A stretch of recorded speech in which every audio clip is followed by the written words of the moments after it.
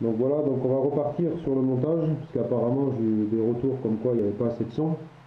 Donc on va refaire avec du son. Donc sur la fameuse monture poisson mort manié Véron Lardy, Jean-Jacques Lardy, pêcheur d'Auvergne. On va partir avec déjà des montres prémontées, parce que j'avais commencé à en faire. Donc une empile de tresse, dont la tresse prenait environ 15 centièmes. 14-15 centièmes, pas trop fin, parce que comme on doit la nouer directement sur le nylon, donc éviter tout ce qui est émerillon fait tourner le Véron, c'est pas bon. Plus la tresse est fine, plus la section entre nylon et tresse va être cassante, voilà, par expérience. Donc vous prenez un bout de tresse d'une quinzaine, 15-18 cm, vous nouez, vous prenez votre plomb clou, ici, donc c'est les plombs Le Maire, moi je les prends à Ardentèche, c'est le seul endroit où j'ai réussi à les trouver en grosse quantité. Sur ce plomb clou, vous allez mettre une bout de gaine thermorétractable, ici, voilà, vachement plus souple qu'une gaine normale. Vous coupez en biseau, je vous expliquerai pourquoi. Donc vous faites attention, vous avez un petit trou, voilà, un biseau côté petit trou, voilà. On recommence, j'ai oublié le triple, voilà. Donc les erreurs, je les enlèverai pas au montage, pour vous prouver que même après 25 ans, on n'arrive pas à des erreurs. Le triple second, donc 12, 14. Ça fait une fois, deux fois. Vous prenez la longueur maximum que vous pouvez avoir d'un Véron, donc moi j'ai pour habitude de prendre le majeur. Voilà. Vous voyez, c'est une distance, voilà, pour mettre tous les petits trucs pour le montage, hein, les moucheurs en alors, les toqueurs aussi, moi j'ai la mienne. Voilà, la gaine de silicone rouge, pour bloquer l'ensemble. Donc vous la faites descendre jusque sur l'anneau que vous bloquez. Voilà. Allez, on recommence le passage. Voilà. Donc voilà, vous avez passé à travers. Donc là, vous repassez dans celle où vous êtes rentré déjà une première fois et vous faites ressortir par l'avant du montage. Voilà. Ce qui vous fait une empile semi-bloquée. Voilà. Voilà. Premièrement. Ensuite, vous descendez un petit peu le montage. Il vous faut faire une boucle. Voilà. Vous faites une boucle. Ça sert à rien de la faire trop petite non plus. Faites une boucle normale. J'aime rien au montage. Boucle simple. 2 à 13. C'est un peu aussi lourd, je vous dirais. Bon, faites la double, mais pour la truite, ça ira très bien. On la serre bien. Voilà. C'est excellent.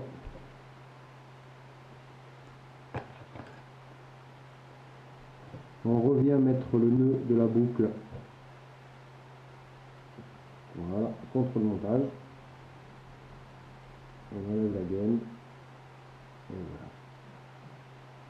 Rapprochez au maximum. Voilà. Et là, vous entourez. Ce qui vous fait là une empile réglable qui vous permet de mettre la tête du Véron et la queue du Véron.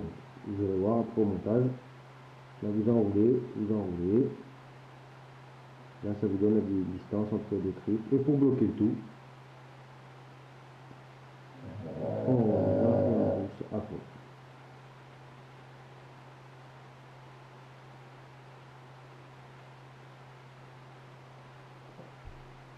Voilà comment se présente la monture.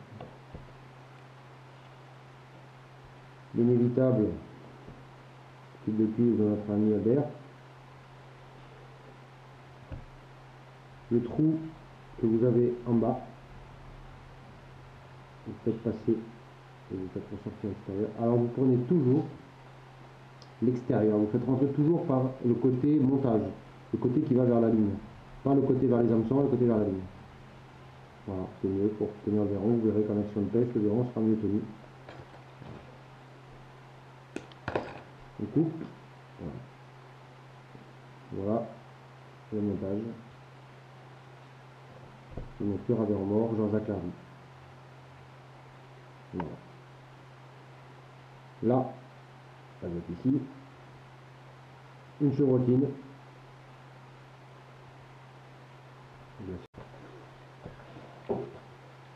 Voilà, nous revoici donc pour le montage. Donc comme vous pouvez voir, j'ai mis un petit coup de briquet là sur la gaine thermo rétractable. De toute façon, elle a peut-être une petite place. Voilà, donc alors, ce bout de caoutchouc, je peux mettre de la gaine silicone normale, du Scooby-Doo. Ça sert à éviter de déchirer le verron quand vous introduisez le clou dans l'abdomen. Vous avez souvent des déchirures au niveau des flancs du verron, donc ça limite un peu. Donc voilà, donc j'enlève le plomb, on va faire exemple le montage. Donc je prends leur soupe, on vise le verron, donc on introduit dans la bouche, voilà, le verron, voilà. On peut très bien utiliser cette monture, regardez sur leur soupe, ça va très très bien. Alors on installe le triple, le premier triple s'installe de cette façon, donc comme sauront les pêcheurs romaniers, vous avez un sens, pour installer un triple, vous avez la boucle qui se trouve comme ça. On installe toujours la rampe de l'hameçon qui est perpendiculaire à la tâche, de façon à ce que la tâche se fasse plat. Là, celle de derrière, c'est pareil, derrière la caudale. Toujours, ça sert à rien de trop en queue, derrière la caudale, c'est très bien. Une truite attaque souvent en travers. Et par expérience, j'ai vu que des fois très très près de la queue, on avait beaucoup de loupés parce qu'elles prennent en travers là. Et voilà. Donc, alors la petite astuce, avec le fil de cuivre, vous ne percez pas le verrou, ça engendre des coupures. Donc je fais un tour par-dessus le triple, voilà. Un ou deux, suivant la longueur du fil de cuivre. Je repasse et je vais à l'opposé. C'est là que vous avez une fixation en croix. Et le reste se finit devant. Voilà. Et là, vous avez de quoi pêcher des belles truites maintenant l'hiver. Voilà pour ce qui est du montage. J'espère que le son aura été assez fort. Sinon, malheureusement, je n'ai pas de micro. Donc, vous contenterez du visuel. Donc voilà, donc comme je l'ai dit, c'est une monture que moi j'utilise depuis de nombreuses années, depuis que je l'ai découverte en fait, hein, j'ai jeté tout le reste. Après, chacun a sa petite méthode, tout le monde a commencé, moi j'ai commencé avec la godille, moi je trouve que la godille j'ai eu beaucoup de décrochés, que ça pêche pas bien dans les remous, dans les grosses caves, dans les coups rapides. Par contre dans les poules, dans les radiers, suivant où vous habitez, ça pêche très très bien, j'admets, mais celle-ci, avec le plombage, donc le plombage, plus c'est lourd, plus c'est saccadé, moins c'est lourd, plus c'est planant. Donc à vous de voir. L'important c'est le plombage dans une dérive. Moi j'ai toujours eu l'habitude de suivre les veines d'eau et non de les couper. Donc la canne, ben ça, la canne, une canne à verron maniée, je pense que sur le commerce maintenant il y en a assez. Il y a 20 ans c'était difficile d'en trouver une. Moi j'ai eu très longtemps une iridium de chez Michel qui m'a comblé, que j'ai toujours d'ailleurs, que je prends quand je pêche en grande rivière, tout à fait 3 mètres 03. Et sinon là en ce moment je pêche avec une Garbolino Trout, là celle qui a la finition camouflage qui est très bien. Très bien. Même Garbolino qui je trouve un gros défaut, c'est que j'en ai utilisé 3 qui ont cassé dans le premier brin à 20 cm de l'anneau. Ça reste du matériel léger.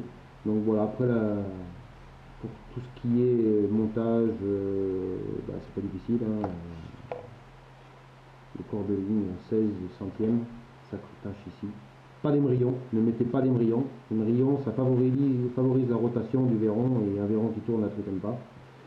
Donc restez comme ça, direct, haut de plomb, ici, hein, comme je vais montrer, et normalement, ça doit bien se passer. Donc l'important, c'est de bien faire dériver son verron à la vitesse du courant, voire un peu moins vite, de façon à ce que ça arrive directement dans le nez de ces dames. Voilà, donc j'espère que le son aura été assez fort. Sinon, je recommencerai une troisième fois. Voilà, sur ce, bonne pêche.